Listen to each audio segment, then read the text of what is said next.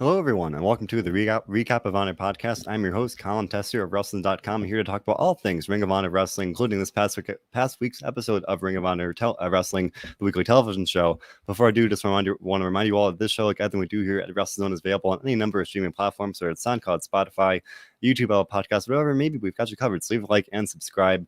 So yet again, this week's episode of Ring of Honor Wrestling was a good one. It was the continuation of the Survival of the Fittest tournament, and there was a tag title match in the main event. Not just any match, but a pure rules match to showcase the heated stable warfare that continues to really escalate in Ring of Honor. So as for the Survival of the Fittest tournament here this week, we saw Eli Isom face Dak Draper, a battle of two of Ring of Honor's bright upcoming stars here. And the last time these two guys faced off, they ended in a time limit draw. And when they wanted to resume the match and have another 5 minutes to really determine a winner, Dalton Castle came out and made it clear he wanted to add more excitement to Ring of Honor. And it made it seem like he was kind of aligning with both guys, but then he kicked them both below the belt. And, obviously that was interesting kind of like, direction to go with, because it was unclear exactly what Dalton Castle had in store. This week we got a rematch between Isom and Draper, and you would definitely hope that there would be a decisive winner. But right when the match started, Dalton Castle and his boys came out. He danced to the ring. It was pretty I don't know. Dalton Castle has a very unique charisma to him. He was dancing and he was out there partying with the boys, and he was very much watching everything side. He was coaching Dak Draper at a couple different points. But as for the match itself, as you would expect, Dak Draper, very powerhouse, big guy. Some very high flyer, more of a kind of a hybrid offense there. A good clash of styles there, and I enjoyed seeing these guys face off a couple weeks ago. This was I'd say maybe even better than that one, because obviously you had those heightened stakes of the Survival of the Fittest tournament. In the end, Isom won with the promise, although Dalton Castle's his presence at ringside definitely was a factor, where he maybe distracted Dak Draper a little too much, where Draper took his eye off the ball and Isom was able to win. So now, with the win here, Eli Isom has moved on to the Survival of the Fittest 6-man match, which will be produced, I should say, upon the completion of the tournament. And I would imagine that might be, if I had to guess, maybe early July. I'm not quite sure exactly what the timeline will be. And obviously, once we have the official information, we will provide that at WrestleZone and on the show as well. But if I had to really guess, kind of based on the pace we've seen so far, we are usually getting 1 to 2 matches a week for the tournament between Ring of Honor Wrestling, the weekly show, and ROH week by week on the YouTube channel. So that'll be my prediction at this point, but obviously I could be wrong. Otherwise, here we could talk more about the Survival of the Fittest tournament once we wrap up the show, the main show here. But in the main event, we had a tag title match between the Foundation and Faccion Ingobernable. Now, if you remember, LFI had been suspended for the month of May due to their chaotic, lawless actions. So the stable warfare that I've talked about for weeks here was kind of reduced to the Foundation and Violence Unlimited here for a couple weeks, and that's definitely heated up in its own way. But with LFI coming back, they're definitely determined to get those titles back, because, again, if you remember, back at the 19th anniversary pay-per-view, the Foundation and LFI, that was the heart of the stable battle here. And the Foundation definitely won that round when Trace Williams and Rhett Titus defeated not Dragon Lee. Dragon Lee missed that show, so La Bestia Del Ring stepped up, and Kenny King, who had been the tag champion with Lee, defended the titles against Titus and Williams. They lost that match, and Kenny King lost the TV title to Trace Williams at the pay-per-view. Then, of course, Trace Williams lost the title to Tony Depp a couple weeks later. But obviously here, LFI is back, Dragon Lee is back. So in his first appearance in, gosh, I think it's been probably over 2 months now, he was back in the ring here. And I've said it every time I see him in the ring there, but definitely one of the very best. If I had to, put a label on him, I guess, junior heavyweight, or I don't want to say cruiserweight, but a junior heavyweight.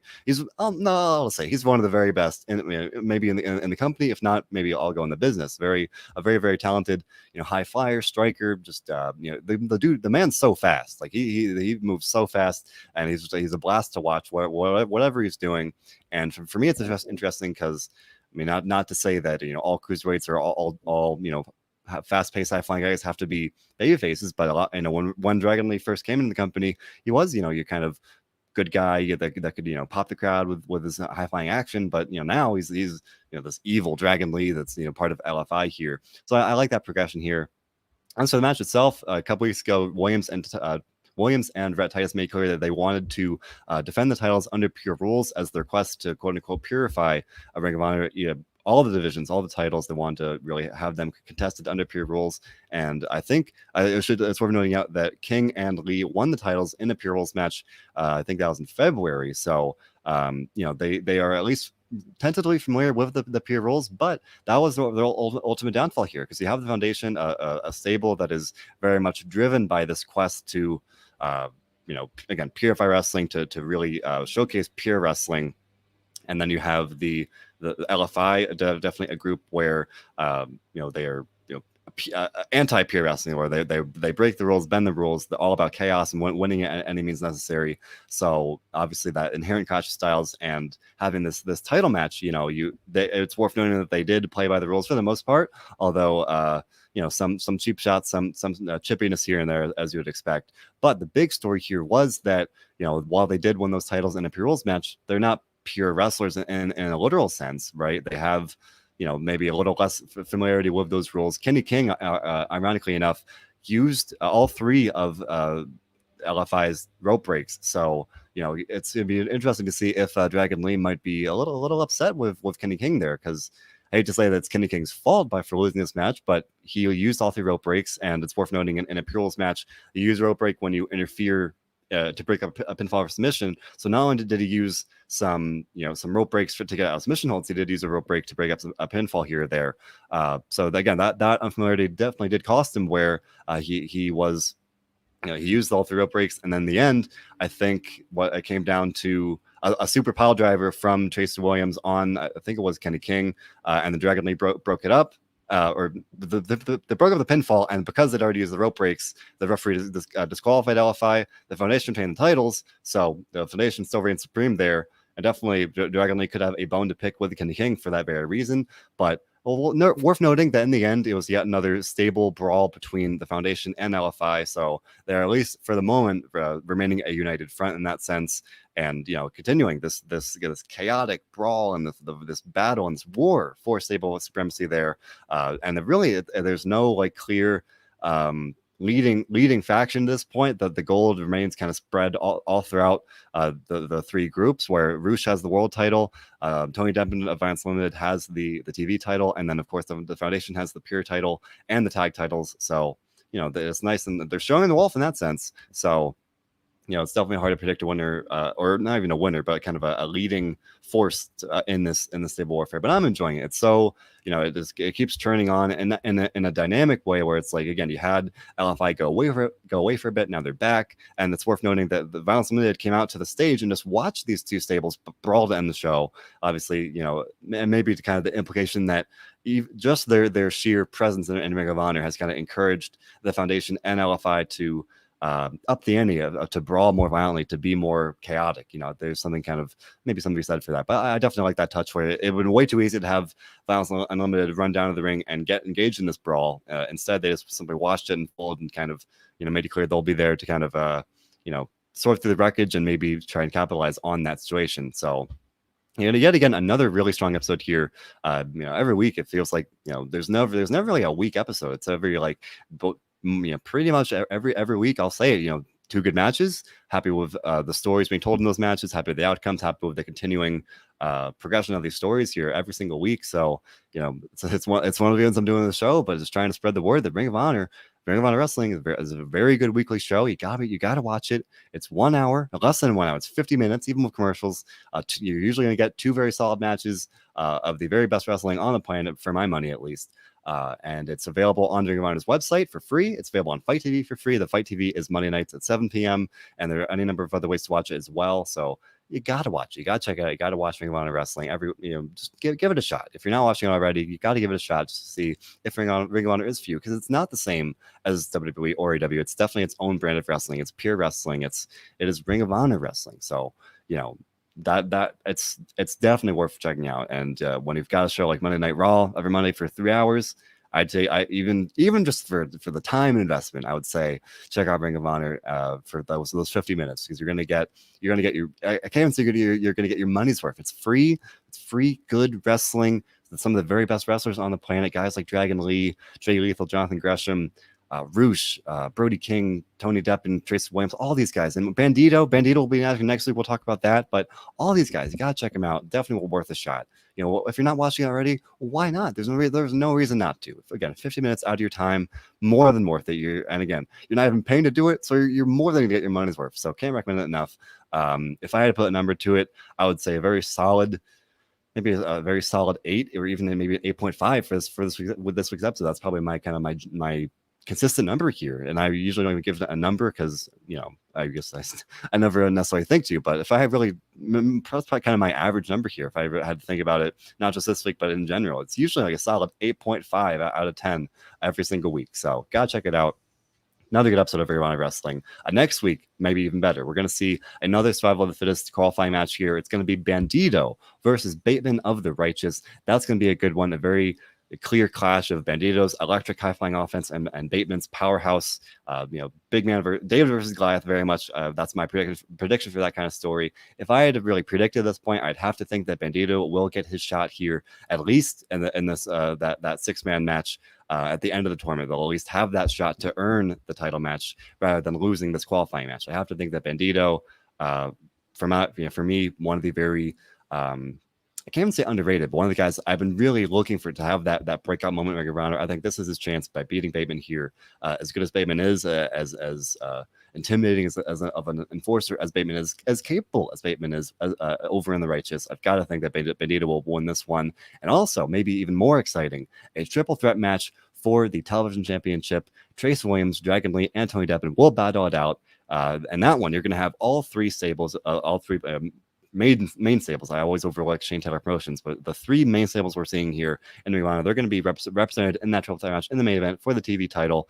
Definitely a big test for Tony Deppen.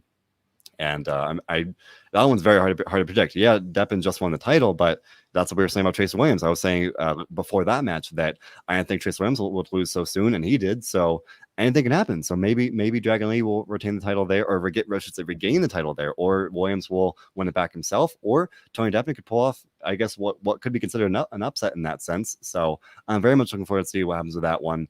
I think that'll be a very good match. I'm looking forward to that one as well. And speaking of, we're talking about Survival of the Fittest. So last week I recorded on Monday, so I was not able to report it because it hadn't happened yet. Brian Johnson, the Mecca, defeated Sledge on Ring of Honor week by week. So he will be advancing into that 6-man tournament ending match for the Survival of the Fittest for that title shot. Very happy to see that. I think I say it every single time Brian Johnson is on Ring of Honor Wrestling. I really want to see this guy get a shot. I'm biased because I've interviewed him twice, and I just want to see him succeed. He's just so passionate about business, and I really think he's so talented as a performer. So I'll admit it, I'm biased. I'm very happy that he won that match. Hats off to Sledge for putting on a great performance as well. Hopefully he'll get a shot, to maybe at the TV title or something like that down the road sooner rather than later. But for Brian Johnson, he's moving on. He's getting that shot to earn a match with the world champion, presumably Roosh at this point. So I'm very excited about that. Flamita won a spot in that match last week as well. Now we know that Eli Isom will be in that match too. So that's 3 of the 6 men we know who will be in that match. Now next week we'll see whether it will be Bandido or Bateman joining them. This week, on Week by Week, I record this on Mondays. So tomorrow, on Tuesday, June 15th, we will see O'Shea Edwards versus Chris Dickinson of Violence Unlimited on Week by Week.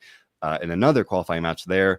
O'Shea Edwards has had definitely a good run here where he's got some breakout performances against Sledge on Week by Week and on the YouTube channel and some exclusive matches there. He defeated Sledge in the rubber match of their series matches there, so he's definitely got some momentum going. Dickinson's got momentum as well.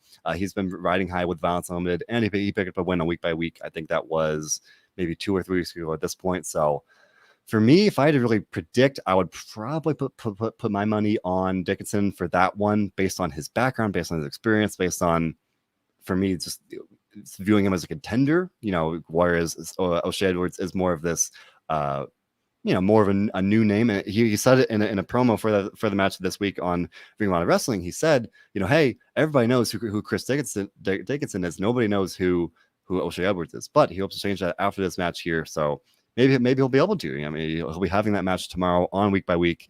We will have coverage of that tomorrow when it happens. And again, my prediction would be Dixon pulling off the win there, but you cannot write off O'Shea Edwards, especially after he got officially introduced into Shane Taylor Promotions. So I'm looking forward to that, and that'll be definitely a big clash of two powerhouses there.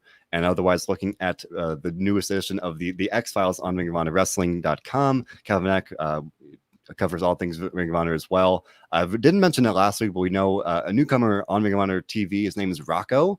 Definitely an eccentric personality there. Kind of seemingly this manager role, this kind of oddball manager, looking for clients here. Try to recruit Fred Yehai.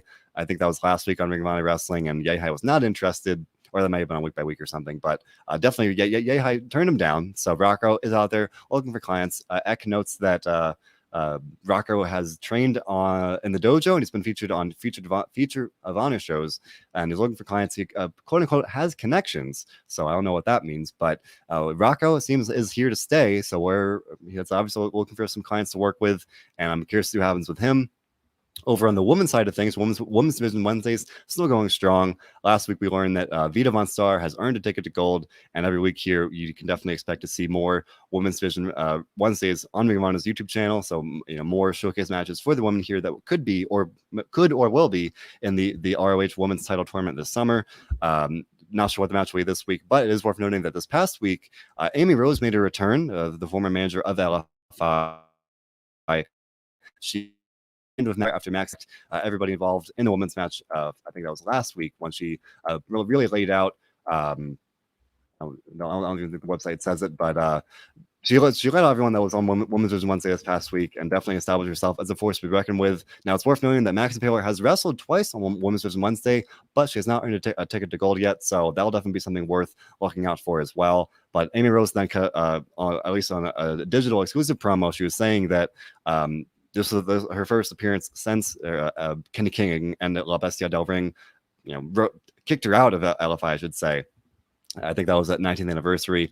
She was saying that without her, LFI would not have accomplished everything they have. They would not be where they are without her. And they coldly kicked her out. She tearfully, got upset with Kenny King for betraying her like that, and he did. He did her wrong. So now she's out for revenge. And in the promo, I'll quote it. She said, "Karma is a bitch, but so am I." That's what she said. So very clearly here, it seems like she is going to be looking for revenge against LFI. Not quite sure how that might go down. Whether she might be potentially bringing in a new client of her own. Obviously, we saw her potentially align with Maxine Taylor. So that's something to look out for as well. But very curious to see what the future holds for Amy Rose in that sense. And again, maybe she'll be a factor in this ongoing stable warfare. I'm very much looking forward to seeing what happens there. And before I forget, I should mention that another match has been added to Ring of Honor Best in the World pay-per-view next month, July 11th. The Ring of Honor's first show since with fans since the pandemic started. We are going to see EC3 face Flip Gordon. A couple weeks ago, we saw Flip Gordon and EC3 team up to face the Briscoes. Flip Gordon cheated in that match, but EC3 did get the win and the pin. But he did not know that Gordon cheated. After the fact, he was very upset that Gordon, did something so dishonorable for a guy that's been, really on this quest to prove that honor is real. That's been EC3's MO since he arrived in Ring of Honor. He was definitely not happy with that. A couple weeks ago, Flip Gordon had an interview on Ring of Honor Wrestling, and then Gordon very briefly said, "You've been warned." Very clearly, kind of throwing down the gauntlet there.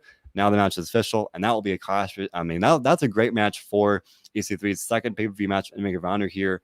Two very buzzworthy stars there, and even though EC3 lost to Jay Briscoe at the 19th anniversary pay-per-view, he definitely looked great in a losing effort. So I have to think that maybe EC3 will walk away with a victory this time around and really kind of establish himself as not that he isn't already, but to really kind of get that win will really kind of cement his spot in Ring of Honor.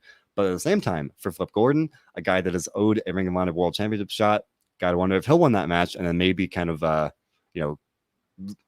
add some credence to the idea that he really not only obviously he's owed a title shot, but then to be able to say that he deserves one. He's beat EC3, he's owed a title shot, so then maybe he'll be finally able to get one with a win in that match. Definitely a situation where neither man can really afford to lose in terms of EC3 wanting to prove himself in Ring of Honor and Flip Gordon wanting to really prove that he is a world title contender. Definitely an exciting match there. And I think I mentioned last week, but Brody King versus Jay Lethal has also been announced, a clash between two of the at least unofficial leaders of these two leading stables, Violence Unlimited and the Foundation there. I think that'll be a great match between a former world champion and a guy that's very much been in the world title scene for a guy that challenged Roosh at Final Battle, and a guy that's obviously looking to get back in the world title scene. I'm very much looking forward to that one. So very quickly here, at least with those two matches, Best in the World is shaping up to be a very special show, especially with the return of fans. So I'm very much looking forward to that one. I hope you are as well.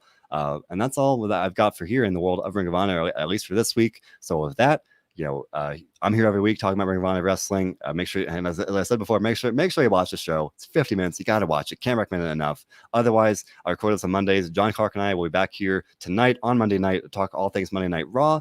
John and I also talk about WWE NXT on Tuesday nights. The Dynamite Dudes of Attitude cover all things AEW. They also do WCW Rewritten to talk about all things fun fantasy booking stuff with that.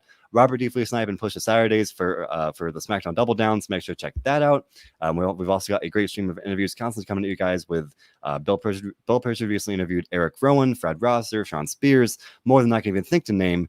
I'm doing the Ring of Honor show right now. I interviewed Josh Woods. I've interviewed Brian Johnson, Roxy for the Women's Division title tournament. I interviewed Chase Williams months ago, but definitely still a great listen there as well. All these things and more are available on our all of our streaming platforms, whether it's SoundCloud, Spotify, YouTube, Apple Podcasts, whatever it may be. We've got you covered. So leave a like and subscribe. We appreciate your support. We thank you so much for listening. And remember, above all else, to do one thing above all others, and that is to enjoy wrestling.